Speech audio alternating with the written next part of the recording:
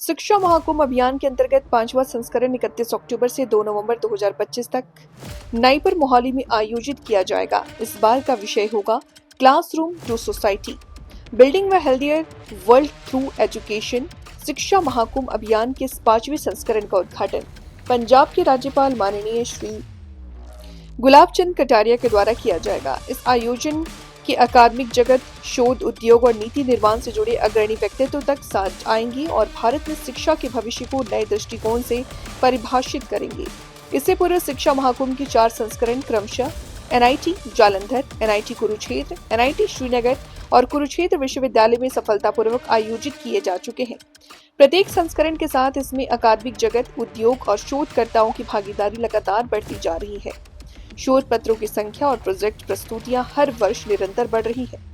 Shimla press club में आयोजित एक प्रेस कॉन्फ्रेंस में बोलते हुए श्री मोहन केस्टा, अध्यक्ष विद्या भारती हिमाचल प्रदेश ने कहा कि शिक्षा महाकुंभ 2025 शिक्षा की सोच को समाज की जरूरतों के साथ जोड़ने वाला एक सशक्त मंच होगा। विद्या भारती में हमारा दृढ़ विश्वास है कि शिक्षा केवल कक्षाओं तक सीमित नहीं रहनी चाहिए, बल्कि एक स्वस्थ और अधिक सशक्त दुनिया के निर्माण में योगदान करना चाहिए। नाईपर मोहाली के द्वारा इस संस्करण की मेजबानी करना गर्व की बात है और इससे वैश्विक सहयोग और ठोस परिणामों की अपेक्षा बढ़ेगी। केस्टा जी ने आगे कहा कि शिक्षा महाकुंभ एक राष्ट्रीय आंदोलन के रूप में उभरा है जो शिक्षा के नवाचार मूल्यों, सांस्कृतिक भावनाओं से जोड़ता है। शिक्षा महाकुंभ अभियान हर हितधारक, छात्र, शिक्षक, संस्थान, उद्योग और नीति निर्माता के लिए भारत की शैक्षिक पुनर्जागरण यात्रा में योगदान देने का आमंत्रण है, जो भारत @ 2047 की परिकल्पना। जो बच्चा है, स्कूल का बच्चा है, कॉलेज का बच्चा है, विश्वविद्यालय का बच्चा है, उसको सिर्फ हम नौकरी के लिए तैयार नहीं कर रहे हैं, हम उसको जीवन के लिए तैयार कर रहे हैं। ऐसी शिक्षा नीति में कुछ प्रावधान दिए गए हैं और उन प्रावधानों को हम तब तक साकार नहीं कर सकते जब तक वो शिक्षा नीति समाज के हर एक वर्ग के साथ नहीं जुड़ेगी या समाज का हर एक व्यक्ति उस शिक्षा नीति के बारे में जानने में सक्षम नहीं होगा। शायद शिक्षा नीति हम धरातल तक नहीं ला सकते। मैं 1952 से शिक्षा नीतियां जितनी पढ़ी हैं हमारी, क्योंकि मैं शिक्षा का विद्यार्थी हूँ, तो वो सारी हमारे सिलेबस में थी जब से मैंने बीएड से लेकर के अब जब मैं पढ़ा रहा हूँ। तो उसमें ये देखा गया कि जो शिक्षा नीति थी वो कुछ लोगों ने पढ़ी, उन्होंने उसको इम्प्लीमेंट किया, तो बाकी जो समाज का जो तबका था उसने सोचा कि शिक्षा नीति जो है वो सिर्फ किसके लिए है, या तो अध्यापक के लिए है या कुछ जो लोग उसमें पॉलिसी मेकर्स हैं, मगर समाज तक लाना, समाज के हर बच्चे तक लाना उस शिक्षा नीति का ध्येय होना चाहिए था। राष्ट्रीय शिक्षा नीति 2020 ने इसी एरिया में काम किया है। भारत 2047 में विकसित भारत का सपना देख रहा है। माननीय प्रधानमंत्री जी का एक पूरा लक्ष्य है कि 2047 में हम विकसित भारत के रूप में, और भारत तभी विकसित होगा जब मेरे भारत का शिक्षक, मेरे भारत का बच्चा वो पढ़ा लिखा होगा, समाज को जानने वाला होगा, समाज के हर वर्ग में क्या होना चाहिए, कैसे होना चाहिए, कैसे नहीं होना चाहिए, किन चीजों को हमें बहुत ज्यादा महत्व देना चाहिए, इन सब विषयों को लेकर के काम होता है। शिक्षक महाकुंभ भी इस तरह का एक महाकुंभ है। इससे पहले हमारे 4 महाकुंभ विभिन्न जगहों पर हो चुके हैं, जो 2023 में जालंधर, एनआईटी जालंधर में हुआ था, एनआईटी कुरुक्षेत्र में 2020 दिसंबर 2023 को हुआ था, 3rd एडिशन हमारा एनआईटी श्रीनगर में हुआ था 20 और 30 जून 2024 को हुआ था। 16-17 दिसंबर को ये कुरुक्षेत्र यूनिवर्सिटी में हुआ था, और उसके बाद अभी हमारा जो 5वां एडिशन है वो 31 अक्टूबर 2 नवंबर 2025 से नाईपर मोहाली में हो रहा है। डिपार्टमेंट ऑफ होलिस्टिक डेवलपमेंट और अपना विद्या भारती का जो एक जिसको आयाम कह सकते हैं हम, Vidya Bharati institute of training and research trust, इसके अंतर्गत हम इस कार्यक्रम को कर रहे हैं। इस कार्यक्रम में विभिन्न आयाम हमारे रहने वाले हैं। जैसे जब हम नेशनल कॉन्फ्रेंस या किसी भी तरह का कुछ कॉन्फ्रेंस करते हैं तो उसमें कुछ प्रबुद्ध लोगों को बुलाते हैं जो समाज को डायरेक्शन देने वाले होते हैं, जिसमें विश्वविद्यालयों के वाइस चांसलर, विभिन्न डायरेक्टर्स, की पोजीशन में बैठे हुए लोग, यूजीसी को गवर्न करने वाले लोग, एआईसीटी को गवर्न करने वाले लोग, एनसीटी को गवर्न करने वाले लोग, कि अल्टीमेटली वो चाहते क्या हैं, कैसे हमारा education system technical as well as medical as well as general, ये सारा कैसे रन होना चाहिए, इन सब विषयों को लेकर के अलग अलग हमारे वहाँ पर जो सहभागी हैं रहने वाले हैं, और वो अपने का सभी का परिचय कराने के लिए सर्वप्रथम मैं सभी पत्रकार बंधुओं का आभार व्यक्त करना चाहूँगा कि उन्होंने अपने बिजी शेड्यूल से समय निकालकर इस पत्रकार वार्ता में आने का समझा और इसको महत्व दिया।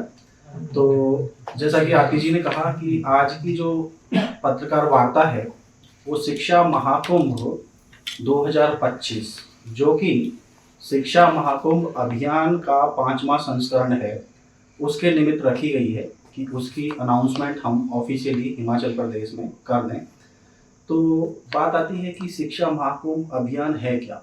तो शिक्षा महाकुंभ अभियान अगर एक लाइन में हम समझने की कोशिश करें तो पूरी दुनिया में ओलंपिक नामक एक प्लेटफॉर्म है जो स्पोर्ट्स को रिप्रेजेंट करता है अक्रॉस द ग्लोब। चाहे हॉकी किसी भी फॉर्मेट में खेली जाए, लेकिन किसी भी कंट्री में खेली जाए लगभग एक ही फॉर्मेट में खेली जाती है। तो there is a uniformity in sports.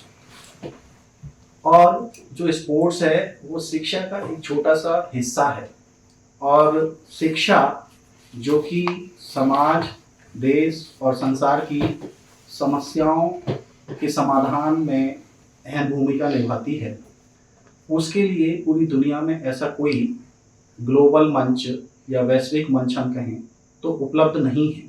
लेकिन ऐसा हमेशा से नहीं था कि शिक्षा के लिए वैश्विक मंच नहीं थे। पहले भारत में कुंभों की परंपरा सदियों से चली आ रही है और इस वर्ष हमने देखा कि जो महाकुंभ प्रयागराज में लगा उसने करोड़ों लोगों को देश दुनिया से अपनी ओर आकर्षित किया।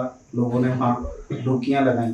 लेकिन महाकुंभ के इतिहास की अगर बात करें, इसमें हम थोड़ा डीपर जाएं तो महाकुंभ का मतलब और महत्व सिर्फ गंगा स्नान या पूजा पद्धति तक ही सीमित नहीं था। अनादिकाल में 12 कुंभों की परंपरा रही है, चाहे या टूरिज्म के कुंभ हों, चाहे शिक्षा के हों, चाहे ट्रेड फेयर्स हों। इवन हम आज नए नए नामों से कॉन्फ्रेंसेस को, वर्कशॉप्स को, ट्रेड फेयर्स को जानते हैं। ये सभी कुंभों की गौरवशाली परंपरा से निकले हुए अलग अलग तरह के नाम हैं जो आज एक अलग तरह के पैकेज में पैकेज करके हम सभी के समक्ष प्रस्तुत किए जाते हैं। तो शिक्षा के लिए भी एक वैश्विक मंच बने, इस दिशा में संगठन ने चिंतन मंथन किया, प्रयास किया कि हम एक ऐसा मंच बनाएं जो शिक्षा को वैश्विक मंच दे। इसके बहुत सारे कारण हैं। आप देखेंगे कि जो अफ्रीकन कंट्रीज़ हैं उनमें रिसोर्सेज की भरमार है, लेकिन सबसे ज़्यादा भुखमरी, सबसे ज़्यादा गरीबी उन देशों में ही है। उसका कारण अगर सिंपल भाषा में समझने की कोशिश करें तो उसका एकमात्र कारण है शिक्षा का अभाव। तो शिक्षा में सभी का रिप्रेजेंटेशन हो। अभी तक हम ऐसा समझते हैं, समाज में ऐसा प्रचलन है कि जो शिक्षा है वो शिक्षार्थी, शिक्षक और ज़्यादा से ज़्यादा जो हमारे अभिभावक हैं उन तक ही सीमित है। लेकिन ऐसा माना जाता है और ऐसा मेरा व्यक्तिगत मत है कि शिक्षा, जब हम सबके लिए कहते हैं कि शिक्षा सबके लिए, तो शिक्षा जैसे विषय में भागीदारी भी सबकी हो, तो इसको एक वैश्विक मंच के द्वारा ही आगे बढ़ाया जा सकता है। तो शिक्षा महाकुंभ किस प्रकार की होनी चाहिए, जिसका आधार भारतीयता होना चाहिए। भारत की जड़ों से जुड़ी हुई शिक्षा होगी तो देश और समाज, कल का समाज कैसा होगा, कल का राष्ट्र कैसा होगा, वो निर्भर करता है कि आज हम शिक्षा संस्थान के अंदर किस प्रकार की शिक्षा बालकों को दे रहे हैं। जिस प्रकार का बालक होगा उसी प्रकार की शिक्षा हमारे, उसी प्रकार का समाज और राष्ट्र हमारे को कल को देखने को मिलेगा। तो इसमें मैं इसको अपनी बात को थोड़ा संक्षिप्त में करते हुए, तो उसी दृष्टि से शिक्षा कैसी होनी चाहिए उसका विचार करते हुए 1952 में जो हमारी विद्या भारती अखिल भारतीय शिक्षा संस्थान, उसने इस प्रयास को शुरू किया। और पहला जो विद्यालय 1952 में गोरखपुर में, की बात गोरखपुर में शुरू किया गया, और जिसमें कि भारत में शिक्षा कैसी होनी चाहिए उस प्रकार का प्रयास, जिसमें भारतीयता हो। और विद्या भारती शिक्षा संस्थान चला रही है, परंतु शिक्षा कैसी है वो मॉडल उस प्रकार के प्रयोग करती है भी। और आज भारत में शिक्षा कैसी है उस दृष्टि से जो आज अभी डॉक्टर सुरेंद्र जी ने अभी यहाँ पर शिक्षा नीति 2020 की बात की, अगर उसको आज उठा के देखते हैं तो 1952 से लेकर के ही विद्या भारती उस प्रकार की शिक्षा देने का प्रयास अपने शिक्षा संस्थानों के माध्यम से निरंतर करते रही। उसको बहुत सारी बातें उस शिक्षा नीति में जो आज समाहित हो पाई है और आज एक ऑफिशियल डॉक्यूमेंट, गवर्नमेंट का डॉक्यूमेंट बन के जो उसको क्रियान्वयन करने की दृष्टि से हम आगे बढ़ रहे हैं। और ये निश्चित है कि शिक्षा नीतियां तो पहले भी आई, अच्छी शिक्षा नीतियां, उसमें कोई कमी नहीं थी।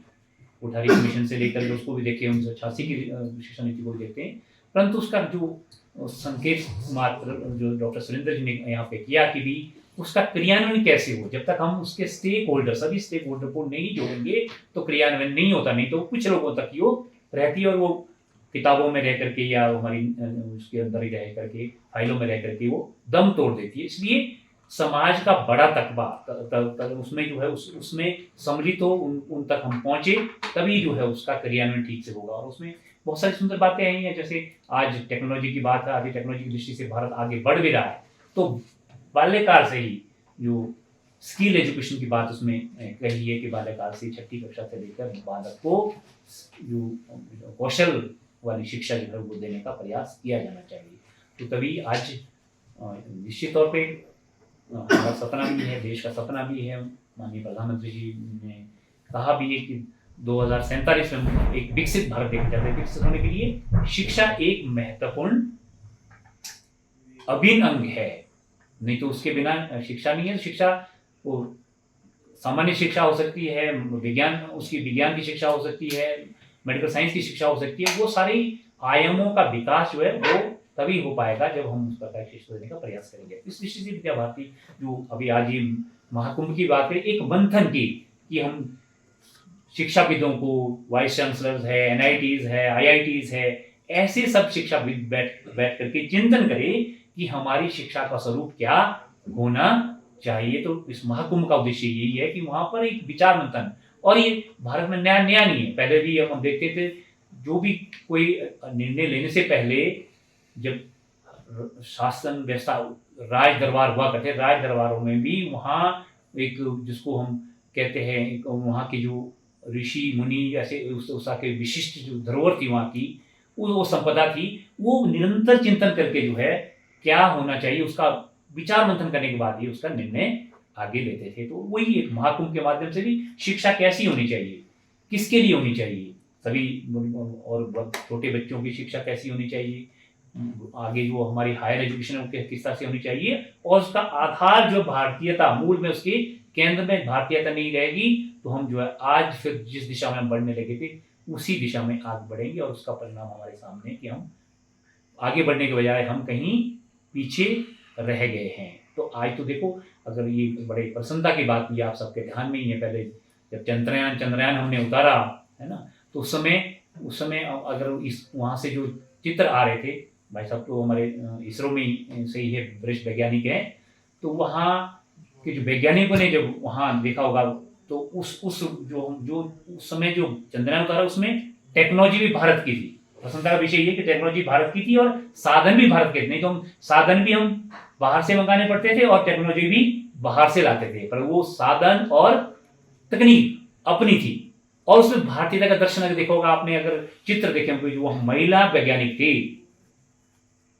उनको वेश देखा होगा आपने, परिधान देखा होगा, साड़ी, माथे पे तिलक और गजरा, वो एक भारतीयता का दर्शन उस माध्यम से देने का। और इसरो के चीफ का जो स्टेटमेंट, अगर मैंने गलत सुना होगा, मैंने जो सुना है, उन्होंने ये कहा कि ये जो विज्ञान के क्षेत्र में आज हम ये बड़ी बड़ी उपलब्धियां कर पा रहे हैं, ये ज्ञान हमारे को कहाँ मिला है, वेदों से प्राप्त हुआ है। इसका मतलब भारत जो है जब वेद लिखे गए होंगे उस समय भी विज्ञान को जानता। जो आज हम बोल रहे हैं कि हम सिखाने वाले हैं, विदेशों से हम सीख रहे हैं, ऐसा हम मानने लगे थे आज। इसका मतलब भारत उन्नत था विज्ञान के क्षेत्र में, चिकित्सा के क्षेत्र में, सभी क्षेत्रों में जो भारत उन्नत था। और आज हम जो है जो राष्ट्रीय शिक्षा नीति आई है उसके माध्यम से उसी दिशा में आगे बढ़ रहे हैं। बहुत सारी बातें हमारे पास है, हमने वैज्ञानिक खोजें भारत ने की है, पर उसका वर्णन नहीं हुआ, किसी और के नाम से वो आज किताबों में पढ़ने को मिलता है, देखने को मिलता है, हम उसको इतिहास है चाहे विज्ञान है, परंतु वो भारत में पहले से था। इसलिए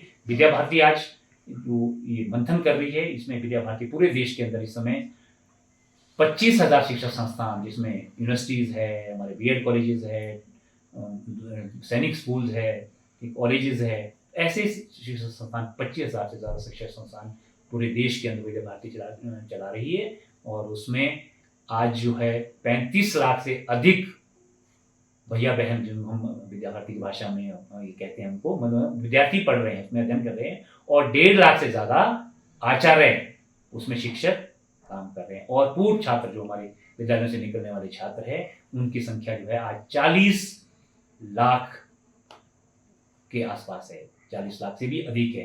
ठीक। और सुधीर शर्मा जी का एक दिन में देखा था, उन्होंने एक रिपोर्टिंग करे थे विद्या भारती के बारे में, उसने उन्होंने कहा कि 1 करोड़ से ज़्यादा पूर्व छात्र माने थे, पर हमारे पास जो वोटर रजिस्ट्रेशन हुआ है वो 40 लाख से ज़्यादा। तो वो अनेक क्षेत्रों में, और जो एक महत्वपूर्ण बात बोली, शिक्षा के साथ संस्कार, जो महत्वपूर्ण बात हुआ कि शिक्षा तो सभी संस्थान देने, अंतर क्या है शिक्षा के साथ संस्कार, और संस्कार अपने आप नहीं आए, उसके लिए भी एक निश्चित प्रक्रिया, शिक्षा संस्थान के अंदर निश्चित प्रक्रिया, जो किसी भी बोर्ड के द्वारा, सीबीएसई है, चाहे स्टेट बोर्ड है, यूनिवर्सिटीज है, उनके द्वारा निर्धारित पाठ्यक्रम वो तो रहता है, उसकी परीक्षाएं भी रहती है, परंतु विद्या भारती जो है अलग से 5 आधारभूत विषय, उसके आधार पर वो संस्कार की प्रक्रिया को देने का प्रयास करती है। इसलिए वो हम कहते हैं कि हम श्रेष्ठता है, विशेषता है, विद्या भारती की विशेषता है कि शिक्षा के साथ साथ संस्कार। और चिंता भी यही कर रहे हैं, आज किसी भी पेरेंट्स से पूछे तो हमारा बच्चा